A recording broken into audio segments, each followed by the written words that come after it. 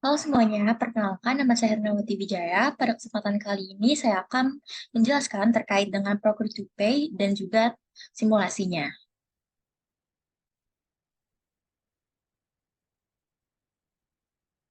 Nah, di sini sebelumnya kita harus mengetahui terlebih dahulu apa itu Procure to Pay. Nah, Procure to Pay adalah proses pengadaan atau sistem pembelian serta pembayaran barang atau jasa dalam jumlah besar yang umum terjadi dalam satu kegiatan usaha bisnis to bisnis atau B2B. Nah, Procure to Pay juga sering disebut dengan P2P.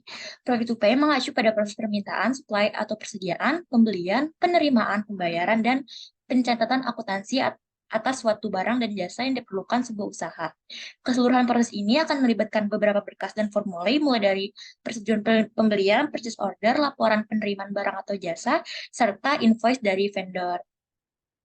Kemudian di sini terdapat tahapan dari procure to pay. Yang pertama itu ada request for quotation, di mana pembuatan request for quotation ini akan dilanjutkan dengan mengirimkan RFQ-nya kepada vendor. Nah, kemudian RFQ-nya akan menjadi purchase order. Lalu setelah menjadi purchase order, selanjutnya vendor akan mengirimkan barang, di mana proses ini disebut dengan receiving, atau kita akan menerima sebagai pihak yang membeli dari vendor. Nah, receiving itu merupakan menerima barang yang akan dilakukan pada warehouse. Kemudian di sini terdapat vendor bill. Setelah itu, setelah vendor bill dibuat, maka kita dapat melakukan payment atau pembayaran. Nah, setelah payment dilakukan, maka status pembayarannya akan berubah menjadi paid. Sehingga tahapan dari procure to pay telah selesai. Lalu kemudian di sini terdapat skenario-nya, yaitu PT Win Life Assurance merupakan perusahaan yang bergerak di bidang jasa keuangan atau asuransi. PT Win Life Assurance baru saja membuka 5 kantor cabang di berbagai daerah. Setiap kantor cabang membutuhkan 2 unit meja besar untuk rapat. Untuk memenuhi kebutuhan tersebut, PT Win Life Assurance akan melakukan pembelian large meeting table pada PT Wood Corner dengan anggaran pembelian itu sebesar 20 juta rupiah. Dengan demikian, harga untuk satu unit large meeting table-nya adalah 2 juta rupiah dengan jumlah yang dibutuhkan sebanyak 10 unit. Nah, pada saat produk dari vendor diterima, bagian warehouse akan menerima semua produk yang telah dipesan dalam satu pengiriman saja. Kemudian, vendor bill dari PT Winlife Assurance akan dibayarkan lunas sejumlah seluruh produk yang dipesan pada pembayaran pertama melalui bank. Terdapat 3 akun untuk 3 bagian yang berbeda pada skenario ini, yaitu ahli akuntan untuk bagian finance and accounting, Wari purchase untuk bagian purchasing, dan Wari warehouse untuk bagian penerimaan atau receiving. Nah, kemudian di sini saya telah membuat usernya berdasarkan role-nya. Di sini ada name itu Ali Akuntan dengan email ali@gmail.com, passwordnya Ali, dan role sebagai billing administrator. Lalu di sini ada Puri Purchase, role-nya itu sebagai purchase administrator. Lalu ada Wari Warehouse, role-nya sebagai inventory administrator. Kemudian kita lanjutkan ke UB-nya. Nah, di sini saya telah membuka 3 user UDU, di mana menggunakan 3 browser. Yang pertama di sini ada Chrome dengan incognito. Saya membuka user misal admin. Kemudian di sini ada Puri Purchase. Di sini versi incognito-nya ada dari Mozilla itu ada Wari Warehouse. Kemudian di Microsoft Edge-nya itu ada Ali Akuntan. Nah, di sini kita kembali ke user misal admin, di mana sebelum melakukan simulasinya, pastikan telah mendownload modul purchase, invoicing, dan inventory terlebih dahulu. Kemudian kita pergi ke menu settings untuk mengaktifkan developer mode. Nah, di sini terdapat developer tools, yaitu terdapat activate the developer mode. Di sini saya sudah mengaktifkannya, maka akan muncul icon bug. Kemudian kita pergi ke users and companies. Kemudian ke users. Nah, seperti skenario sebelumnya, bahwa saya memiliki 3 user. Di sini ada Ali Akuntan, kemudian ada Puri Purchase, dan Wari Warehouse. Kemudian kita akan mencoba untuk membuat user baru. Di sini kita klik saja untuk new-nya. Lalu kita dapat mengisi name dan email address-nya. Nah, di sini untuk role-nya bisa disesuaikan saja. Apabila merupakan purchase administrator, maka yang lainnya dikosongkan saja. Seperti itu. Di sini dapat kita lihat bahwa terdapat 3 users yang akan nantinya digunakan. Di Sini kita bisa lihat untuk ahli akuntan. Di sini untuk role usernya seperti yang di skenario awal, yaitu dia billing administrator di invoicing. Kemudian di sini ada pre-purchase, kita lihat saja. Untuk role-nya itu dia administrator di purchase, dan untuk yang warehouse itu akan administrator di inventory. Nah, di sini juga kita dapat mengubah passwordnya dengan mengklik action. Kemudian di sini klik change password. Nah, kita bisa mengklik new password di sini untuk mengubah passwordnya. Nah, fungsinya itu agar mempermudah kita untuk login pada saat di awal. Kemudian kita lakukan saja simulasinya dengan pergi ke users query purchase.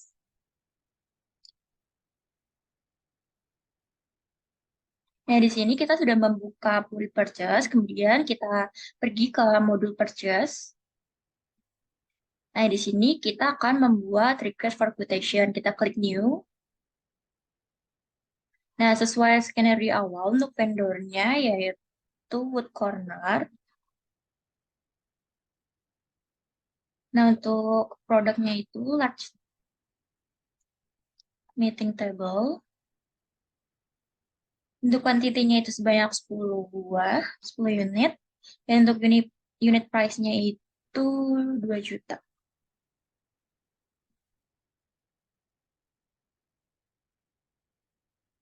Nah, di sini sudah selesai, maka langsung kita send by email saja.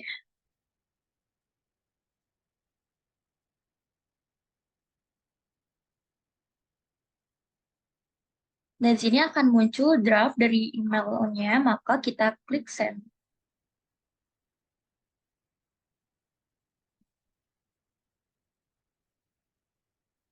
Nah, di sini dapat dilihat di statusnya bahwa kita telah mengirimkan RFQ-nya dengan maka statusnya di sini menjadi send. Di sini kita akan mengkonfirm ordernya agar berubah menjadi purchase order. Nah, di sini dapat dilihat bahwa purchase order created di sini telah terbuat purchase order dengan nomor dokumen itu P00010. Kemudian kita akan menerima barangnya menggunakan user inventory. Menggunakan modul inventory dengan usernya Wari Warehouse. Di sini kita buka saja untuk modul inventory-nya. Kemudian kita klik receipts. Nah, di sini kita lihat untuk search dokumennya yang sebelumnya itu kita P0010. Maka kita klik yang search dokumen P00010. Nah, di sini telah kita transfer dari purchase ordernya, kemudian di sini berubah menjadi WH/in/0008. Di sini terdapat produk yang kita beli, yaitu large meeting table dengan demand yaitu 10, dan di sini dan-nya kita isi 10.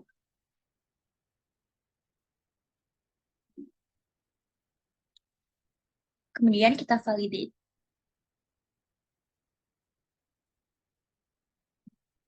Nah, di sini sudah statusnya berubah menjadi done. Kenapa di done ini kita isi 10? Karena sesuai dengan skenario di awal, kita ingin menerima selama 1 kali pengiriman saja. Kemudian kita kembali ke pre-purchase. Kita refresh terlebih dahulu. Nah, di sini telah terdapat statusnya yaitu recap receive quantity-nya 10, karena sebelumnya kita telah mengklik dan yaitu 10, mengisi dan 10. Maka di sini statusnya menjadi receive 10. Kemudian di sini kita akan meng-create bill. Kita klik saja create bill. Nah, di sini terdapat draft dari vendor bill-nya. Kemudian kita akan pergi ke ahli akuntan. Nah, kita telah ada di user ahli akuntan, kemudian kita ke modul invoicing, lalu klik vendors, lalu bills. Nah, di sini terdapat Wood Corner, yang telah kita buat sebelumnya yang menggunakan vendor food corner dengan totalnya itu 20 juta rupiah. Ini kita klik saja. Nah, di sini telah terdapat draft dari vendor bill-nya. Kemudian kita akan isi bill date-nya. Itu sesuai dengan tanggal hari ini, tanggal 30 September. Kemudian kita klik confirm.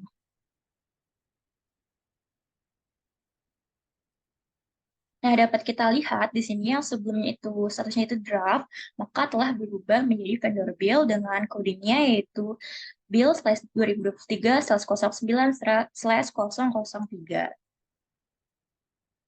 Kemudian kita akan melakukan register payment.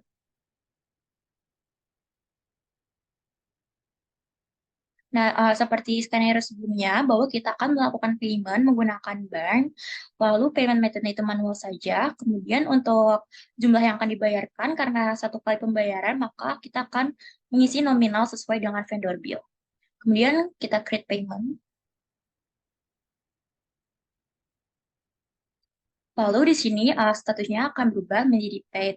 Dapat kita lihat juga untuk payment statusnya menjadi paid. Kita juga dapat lihat pada purchase, pre-purchase, kita refresh saja. Nah, maka di sini statusnya juga berubah akan menjadi paid. Nah, tahapan dari procure to pay-nya sudah selesai. Sekian dari saya, kurang lebihnya mohon maaf. Terima kasih, semoga dapat menjelaskan.